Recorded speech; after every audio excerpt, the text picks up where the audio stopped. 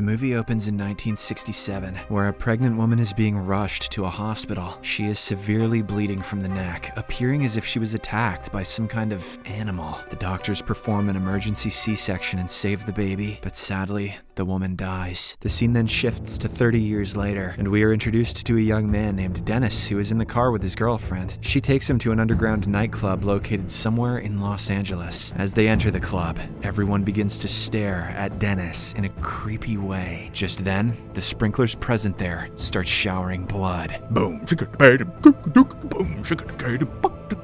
all the partygoers enjoy it and they cheer in happiness, but Dennis goes into a state of panic. This is when we realize that all the people inside the club are actually vampires. Slowly, they turn their attention towards Dennis and proceed to attack him. But in the nick of time, our protagonist Blade arrives at the scene, clad in a black leather outfit. Turns out, Blade is the same child from the opening scene, who has now become a vampire hunter. The vampires launch their attack on Blade, but he easily defeats them using his special weapons. Eventually, all the vamps are either dead or have fled, except for Quinn, a muscular vampire. He tries to ambush Blade, but instead gets burnt to a crisp. Seconds later, the cops arrive at the scene, so Blade casually walks away. In the next scene, the police transport Quinn's burnt body to a local hospital, where a morgue technician named Curtis and a hematologist, Dr. Karen Jensen, conduct an examination on it. They discover numerous irregularities, including abnormally developed jaw muscles. As they discuss the test results, Quinn suddenly comes back to life and attacks both the doctors. The vampire immediately bites Curtis to death, but before he can do the same to Karen, Blade shows up. He effortlessly cuts off one of Quinn's arms, prompting him to run away. Blade then takes Karen to a safe house, where his old associate, Abraham Whistler, tends to her injuries. Abraham administers her with a solution of garlic essence and silver nitrate, expressing a cautious optimism about her chances of recovery, estimating them at 50-50. Elsewhere, we see a group of vampires discussing Blade's recent attack on their fellow members. One of the young vampires, named Deacon Frost, wants the vampires to outright rule the humans and simply use them as a food source, while an older vampire named Dragonetti prefers to maintain a peaceful coexistence. Dragonetti does not seem to like Frost because he is not a pure blood, as he merely became a vampire through the bite of another. The next morning, Karen wakes up and wanders around the safe house. During this, she witnesses Abraham injecting Blade with some blood serum. Later on, Abraham explains that he and Blade have been waging a secret war against vampires, using weapons based on their elemental weaknesses, such as sunlight, silver, and garlic. Or, in the case of Blade, taxes. As Karen is now marked by the bite of a vampire, both he and Blade urge her to leave the city. Afterwards, Karen goes to her apartment and begins packing her belongings. As she prepares to leave, she is confronted by a police officer named Krieger, who is a human slave owned by a vampire. Krieger tries to attack her, but Blade once again comes to her rescue. He effortlessly subdues the corrupt cop and notices a tattoo on the back of his neck. Blade immediately recognizes it as the mark of Deacon Frost. He then lets Krieger go in the hopes of tracking him to another vampire club. Following this, Blade and Karen shadow Krieger to a new underground club. There, they come across a morbidly obese vampire named Pearl, who works as a record keeper. They torture him with a UV light, demanding that he give up information. At first, the pustulant freak of nature refuses, saying he'd rather die than snitch. But as soon as the UV light starts burning his skin, he speaks up. Pearl reveals that Frost wants to command a ritual where he would use 12 pure-blooded vampires to awaken the blood god, La Magra. Armed with this insight, the duo delves further into the vampire archives, housing pages extracted from the vampire Bible. Not long after, they find themselves ambushed by a faction of vampires led by Quinn, who is now healed and regrown his previously severed hand. Quinn is determined to exact vengeance, but he soon realizes that Blade has a radio link in his ear. Moments later, Abraham arrives at the scene and opens fire on the vampires. In the midst of the chaos, Blade cuts off the other hand of Quinn. Seizing an opportune moment, the trio then boards a passing subway car, making their escape. Returning to the safe house, Abraham reveals the complete backstory of Blade to Karen. He recounts that he found Blade on the streets, feeding upon homeless people. According to Abraham, Blade is a unique amalgamation of human and vampire traits. possessing the supernatural strengths of vampires without any of their weaknesses, except for the need to consume human blood. Abraham also reveals that he's been developing serums to curb Blade's cravings, but Blade's body is starting to resist it. The same evening, Abraham learns that his attempt to cure Karen was ineffective, and that she is growing close to turning into a vampire. Despite this, Karen refuses to give up, so she heads to the hospital where she used to work and brings some laboratory equipment in order to try and find a cure for both her and Blade. While experimenting with the anticoagulant EDTA as a potential substitute, she discovers that it has a violent reaction when it is mixed with vampire blood. Recognizing its potential, she gives it to Blade, envisioning it as a potent weapon against the vampires. Meanwhile, Quinn is at the vampire base, facing reprimand for his repeated failures. Frost orders him to go back out and capture Blade alive. This confuses Quinn, as his boss and all other vampires have been trying to kill Blade for a very long time, but so far, none have succeeded. Afterwards, Frost and his henchmen abduct Dragonetti and take him to a beach just before sunrise. They forcibly rip out the elder vampire's fangs, while Frost and his gang shield themselves with sunscreen, black clothing, and motorcycle helmets. It's so 90s it hurts. Then, Dragonetti is left to burn to death due to the sun's rays. After this, Frost confronts the remaining elders of the Vampire Council, demanding that 12 people volunteer for his La Magra project. In the next scene, as Blade goes to purchase more items for hunting, Abraham and Karen discuss her latest attempt to cure vampire bites. Karen is sure that the new formula will work on her, but she is unsure what effects it might have on Blade because of his vampiric nature. Nonetheless, she remains resolute in her belief that she can cure his blood thirst, even if the process will take years. As the two continue chatting, Frost and his men suddenly barge inside their safe house. Abraham tries to shoot them with his special gun, but he is easily overwhelmed and beaten up. The bad guys then kidnap Karen and flee the scene. A short time later, Blade returns home, only to discover Abraham in a vegetative state. He is on the verge of dying due to the vampiric infection. In his final moments, he reveals about Frost's La Magra project, detailing that he is in search of Blade's blood. Abraham then requests Blade be careful, saying the existence of humanity depends on him. After this, he grabs Blade's gun and commits the unthinkable, fearing that he will turn into a vampire. Consumed by fury, Blade infiltrates Frost's headquarters and kills all of his men, any of them who come in his way. He attacks the vampires with EDTA, which makes them swell up and explode in a shower of blood and prosthetics. Blade finally reaches Frost's office, where he is confronted by a woman. She calls him by the name Eric, indicating that she knows him well. Then,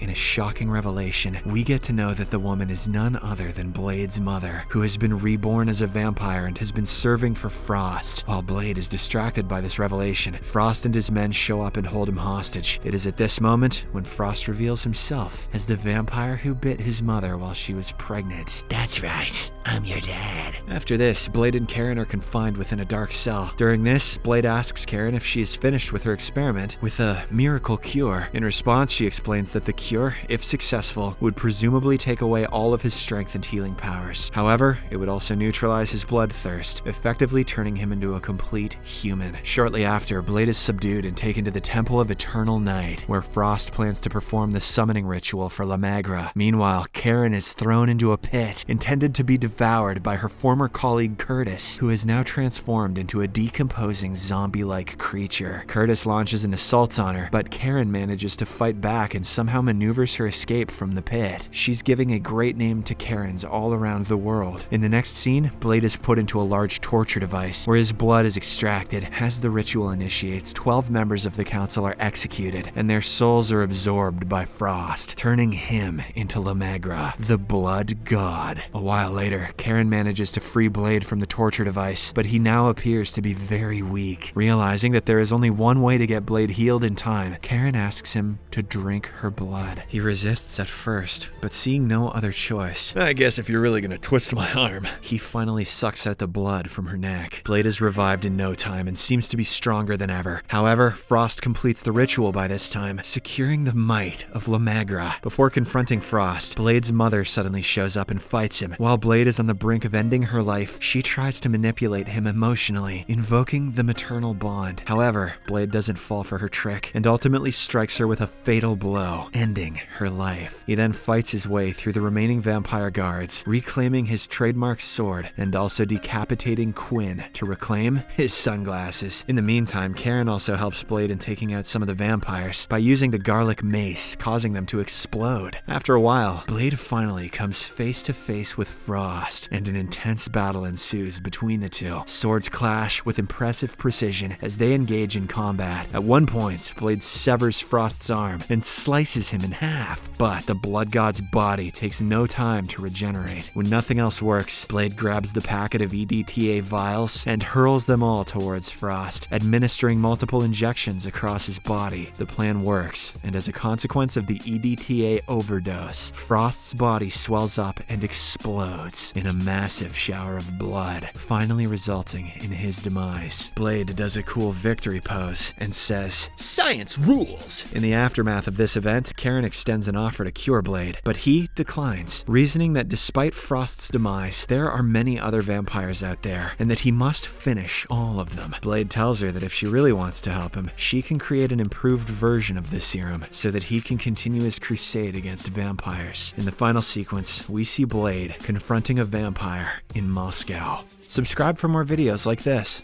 turn on notifications, and leave a like to help the channel out. Thank you for watching.